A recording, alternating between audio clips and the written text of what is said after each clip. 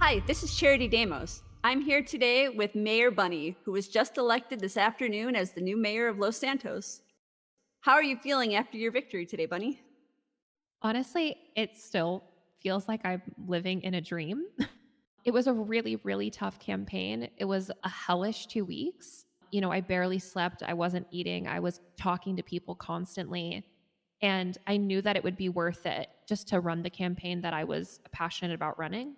But for it to actually pay out and to be elected as mayor is such a wild dream come true. It still feels completely surreal. I'm kind of waiting for the reality of it to kick in so I can start getting I guess out of this daydream and start getting to work. Speaking of work, what are your goals for your first few weeks in office? I have a lot of goals. For the first few weeks, I'm going to be learning a lot. Emma is such a wonderful resource, and I would love to talk to former mayors Andy Denzel about what I need to know to successfully run the office. So I'm going to be doing a lot of reading over, material that Emma gave me earlier today and starting to get organized. I have brand new deputy mayors that need training. And I have a lot of new projects that I want to get started as soon as possible. 60 days is not a long time. So I want to start, hopefully by Monday or Tuesday, have meetings about reinstating the Parks and Rec department and have some new legislation kind of written around that, getting them back up on their feet, and then also start to do the necessary work to start up a class program, which was one of my platforms of my campaign, was starting state funded classes so people could learn about self defense or gun safety or how to write a business proposal. And so essentially I really want to get the writing and documentation needed so that those classes can easily be set up by myself and by future mayors. So a lot of reading, a lot of paperwork, a lot of writing, and a lot of training. But I expect that the first couple weeks and really putting in that work will make the rest of my term as mayor a much smoother ride. And hopefully I'll set up a lot that makes the transition from me to whoever comes after me, an easy one. Since you were Emma's deputy mayor, do you plan to continue any of her policies into your administration? Yeah, absolutely. Emma was a fantastic mayor. And I really do want to continue all of the projects that she had in the works. She did a fantastic job balancing the state budget. Most of the state departments are really happy with where their pay is at, where their budgets are at. So I want to kind of build on what Emma has accomplished. She sent over everything that she had in the works to me today.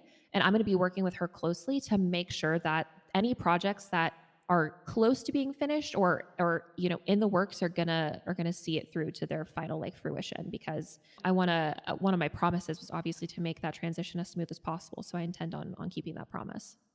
As this election showed us, there's definitely a bunch of different groups in Los Santos with very different needs. How do you plan to address these different needs between these different groups of people?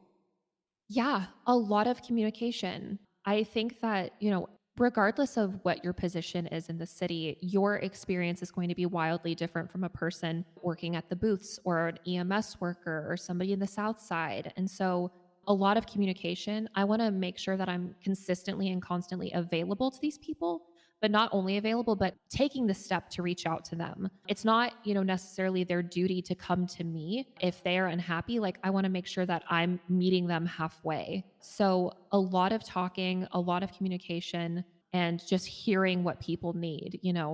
I think something I'm really passionate about is general apathy of citizens when it comes to politics and their government.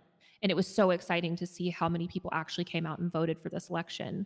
But I want to make sure that people are communicating their needs, and that includes when they're unhappy, because I might not be able to fix everything, but there are some things that are within my power. And I want to make sure that I have all of the information of what the citizens are wanting and needing so that I can do everything that is within my power to meet those needs.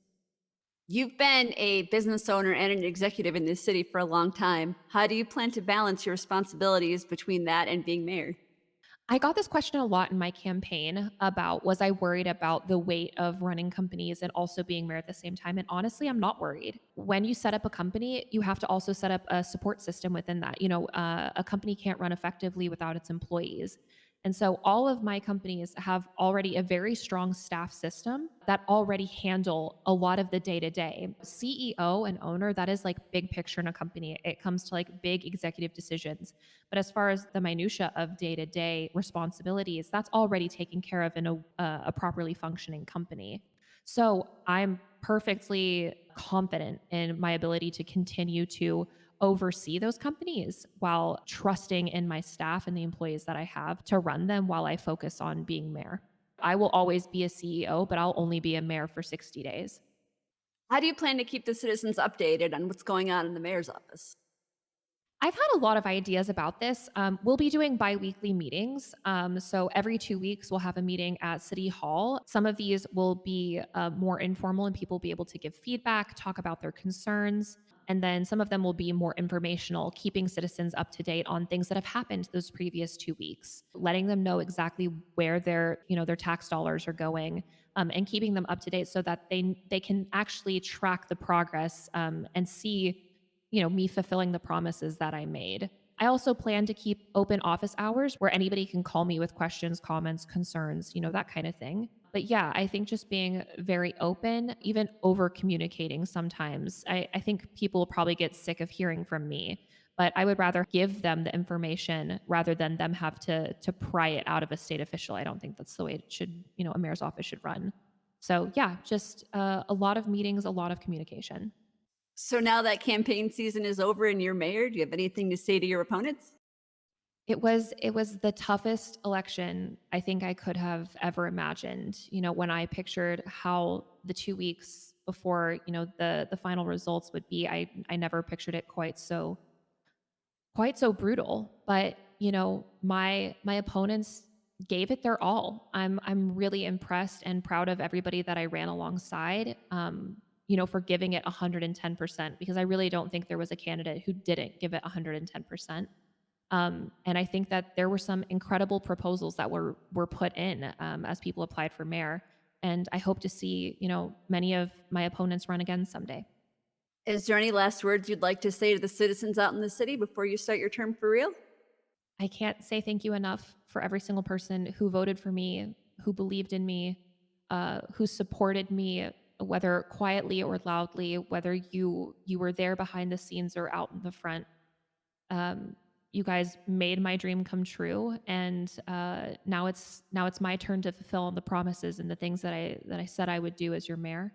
I'm very excited that you gave me the opportunity to prove myself and to give back to the city that I love more than anything.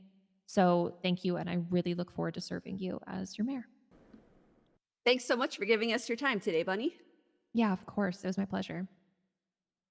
This has been Charity Damos with Mayor Bunny, and this is LSBN.